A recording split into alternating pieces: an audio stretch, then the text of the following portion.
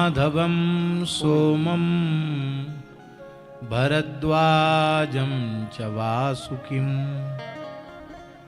वन्दे क्षयवटं शेषं प्रयागं तीर्थनायकम् वल्लभ विठ्ठल गिरिधारी श्री वल्लभ विठ्ठल गिरिधारी श्री वल्लभ विठ्ठल गिरिधारी श्री वल्लभ विठ्ठल गिरिधारी श्री यमुना जी की बलिहारी यमुना जी की बलिहारी श्री वल्लभ विठ्ठल गिरिधारी श्री वल्लभ विठ्ठल गिरिधारी श्री वल्लभ विठ्ठल गिरिधारी श्री वल्लभ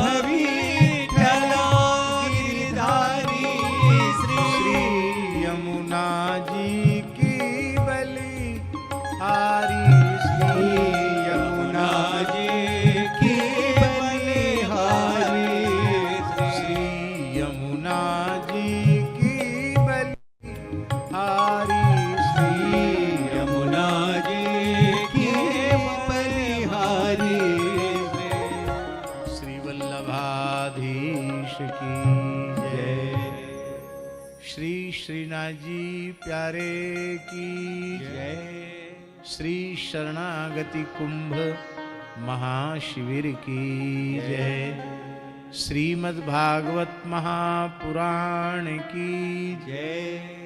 परम श्रद्धे श्री रसिया बाबा जी महाराज की जय।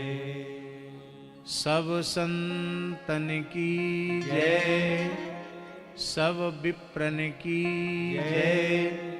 सब भक्तन की जय।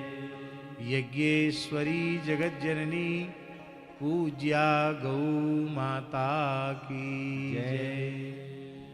श्री सपरिकर तीर्थराज प्रयाग की जय। कुंभ महापर्व की जय। जय जय श्री राधे। हरिशरणम।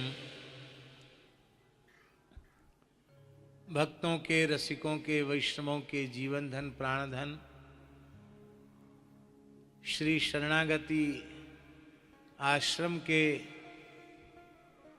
अधिष्ठाता सर्वे सर्वा श्री ठाकुर श्रीनाथ जी के युगल चरणों में सादर साष्टांग दंडवत प्रणाम करते हुए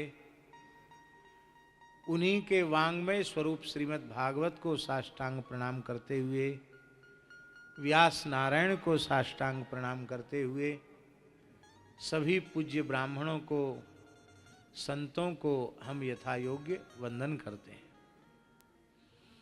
और आप सबके सौभाग्य की अत्यंत सराहना करते हैं कि 144 वर्ष के बाद इस अति दुर्लभ तीर्थराज प्रयाग के कुंभ महापर्व में त्रिभुवन पावनी पतित पावनी भगवती श्री गंगा के तट पर 1 महीने तक निवास का सौभाग्य प्राप्त हो रहा है। इसको बाबा कल्पवास कहते हैं। कल्प एक अवधि का नाम है।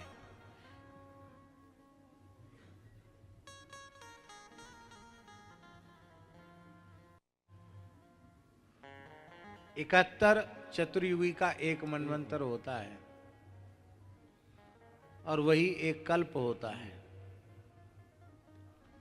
तो कल्प का अर्थ है कि एक कल्प तक जब तक भजन साधन करने का जो पुण्य है वह पुण्य एक कल्प तक जो किया जाए लगातार 71 चतुर्युगी तक 14 मनवंतरों तक जो साधन किया जाए उस साधन से जिस पुण्य फल की प्राप्ति होगी वह पुण्य फल मात्र 1 महीने में सुलभ हो जाता है।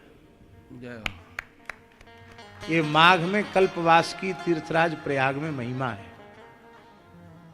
और फिर वह कल्पवास का क्षण, उसी कल्पवास के मध्य ज्योतिष शास्त्र के अनुसार कुंभ नामक महान अक्षय पुण्य योग की उपस्थिति हो जाए, तब तो कहना ही क्या।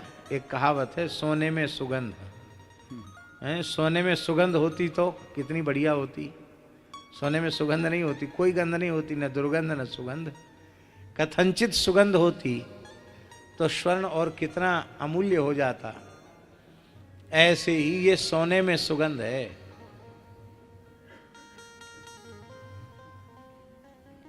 हमको बहुत अच्छी प्रकार से पता है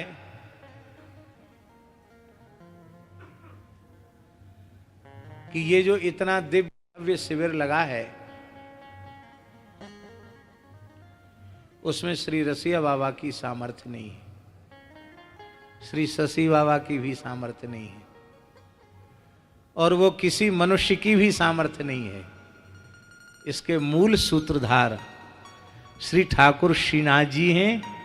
वे ही आनंद कर रहे हैं और वे आनंद हमेशा कराते रहेंगे। हाँ,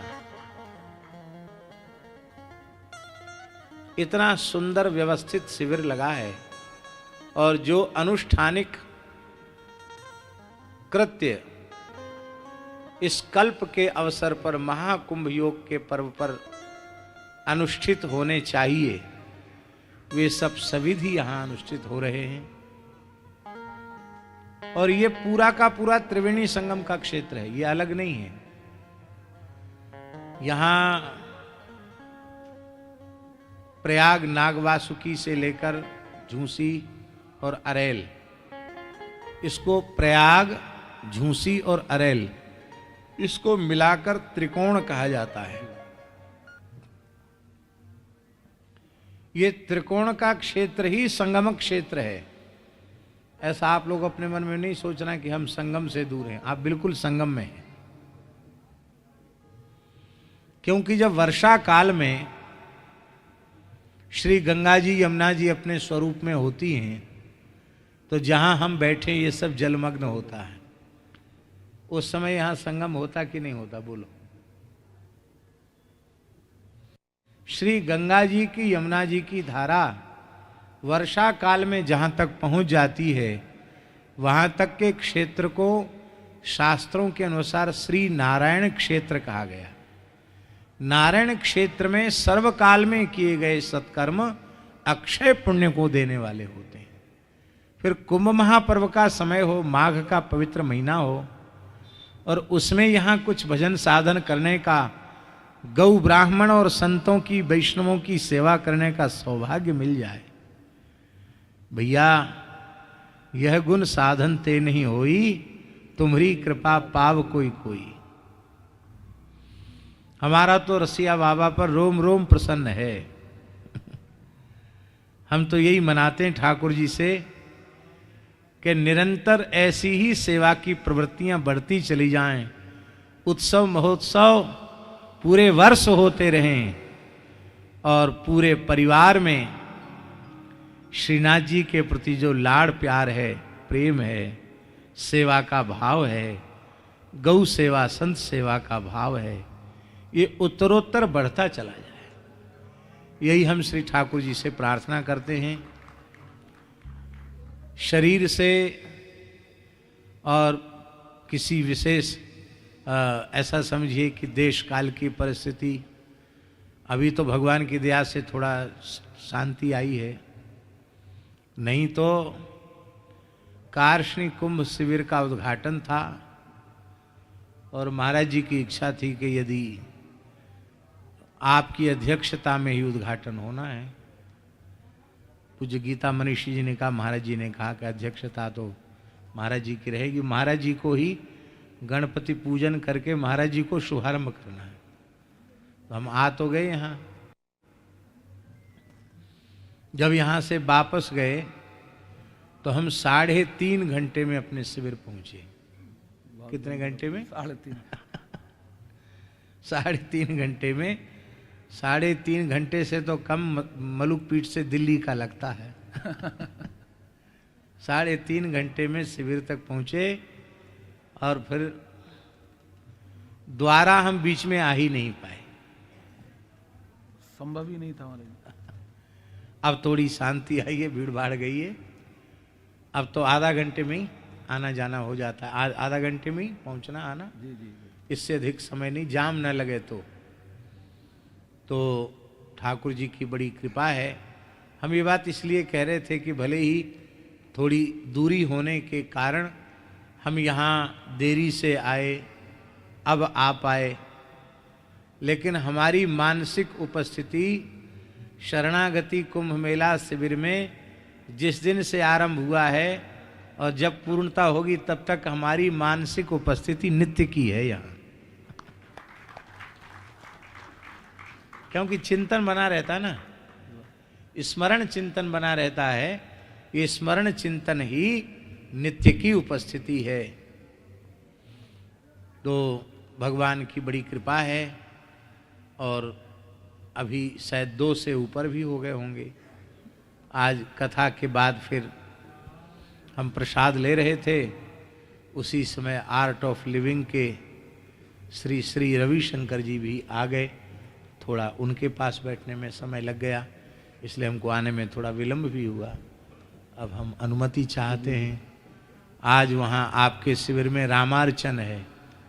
हाँ, तो फिर हाँ, तो हमारा पहले तो विचार था कि यहाँ होके फिर थोड़ा देर विश्राम कर लेंगे, लेकिन अब थोड़ी देर वहीं विश्राम कर लेंगे, क्योंकि एक बार निकलने के बाद फिर शाम को जल्दी आ जाएंगे।